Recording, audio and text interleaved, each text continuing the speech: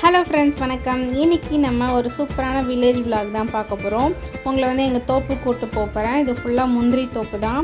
இதில் எல்லா இடமும் ஒரே மாதிரி தான் இருக்கும். எது நம்மளோடது எது மற்றவங்க தோப்புனே தெரியாது. அந்த அளவுக்கு ஃபுல்லாக முந்திரி தோப்பாக இருக்கும். அப்பா அம்மாவுக்கு மட்டும் தான் தெரியும். ஏதோ கல் தான் இங்கே வந்து பார்டர் மாதிரி வச்சுருப்பாங்க. இதெல்லாம் சின்ன வயசில் வந்தது. நான் வந்து ஒரு 4-5 வயசில் இருக்கும்போது. அதுக்கப்புறம் நாங்கள் நெய்வேலி போயிட்டோம். அப்புறம் எதாவது ஃபங்க்ஷன் இல்லை திருவிழானா தான் ஊருக்கு வருவோம். முந்திரி தோப்புலாம் அத்தை வீட்டில் சித்தப்பா வீட்டில் அவங்க எடுத்துப்பாங்க. இப்போ நாங்கள் வீடு கட்டிட்டு இங்கே வந்து 1 இயர் தான் நாங்கள் இப்போ தோப்புக்கெலாம் வரோம். நான் சின்னதாக இருக்கும்போது இந்த தோப்பில் வந்து உளுந்து, அப்புறம் துவரம் பருப்பு, கேழ்வரகுலாம் கூட போட்டிருக்காங்க. ஆனால் இப்போ வந்து தண்ணி அந்தளவுக்கு வரல. ப்ளஸ் ஆடு மாடெல்லாம் யாரும் கட்ட மாட்டேங்கிறாங்கன்னு சொல்லிட்டு எதுவும் போடுறதில்ல. முந்திரியோட சரி.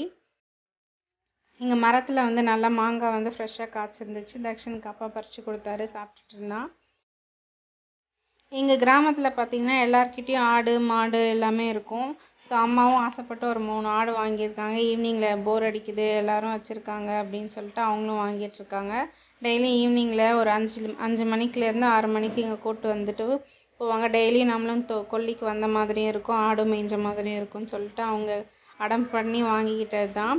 அப்பா எல்லாம் பறித்து போட்டுட்டு இருந்தார். தேக்கு இங்கே முன்னாடி என்னோடய கல்யாணத்துக்கெலாம் வந்து எங்கள் மரத்தில் இருந்த தேக்கை வச்சு தான் எனக்கு கட்டில், பீரோ, டைனிங் டேபிள்லாம் அப்பா பண்ணி கொடுத்தாங்க.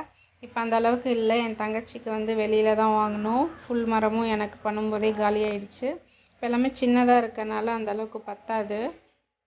இங்கே பார்த்தீங்கன்னா டைம் வந்து ரொம்ப நிறையா இருக்க மாதிரி இருக்கும். எனக்கு காலையிலேருந்து நைட்டு வந்து ஆகிறது ரொம்ப கம்மியாக இருக்கும். இதுவே நான் சென்னையில் இருந்தேன்னு வச்சுக்கோங்களேன், டைம் போகிறதே தெரியாது, கடன்னு போயிடும்.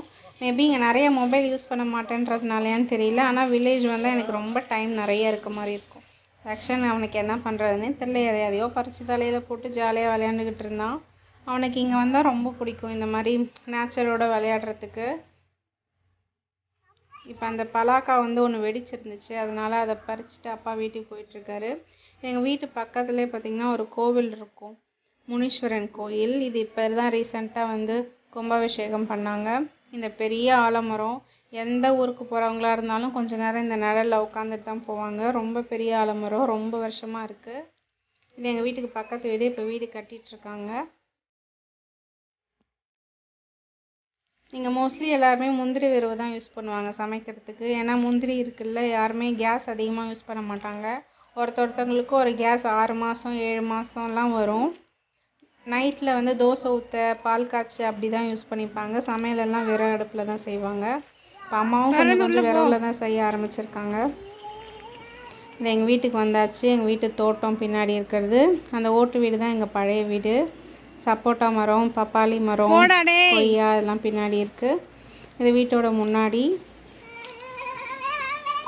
இது வந்து கார் கேட்டு.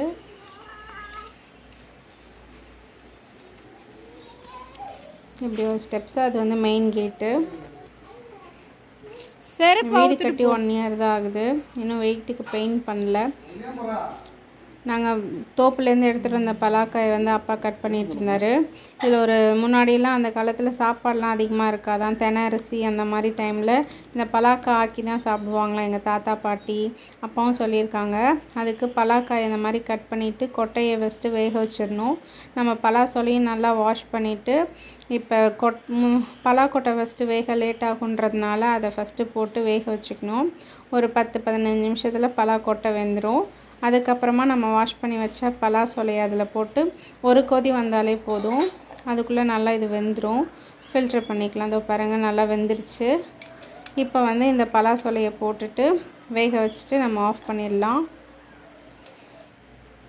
அப்போல்லாம் அமாவாசை அன்னைக்கு தான் வந்து வெள்ளை அரிசி சாப்பாடாக, மற்ற டைமில் தெனை அரிசி, சாம அரிசி, ராகி கூழ் அந்த மாதிரி தான் இருக்குமா, அப்பா சொல்லியிருக்காங்க. இப்போ இதை நம்ம வெந்துருச்சு. இதை ஃபில்ட்ரு பண்ணி எடுத்து வச்சுக்கலாம். எங்களுக்கு பழமாக சாப்பிட்றத விட இந்த மாதிரி செஞ்சு தருவாங்க அம்மா, அதான் பிடிக்கும்.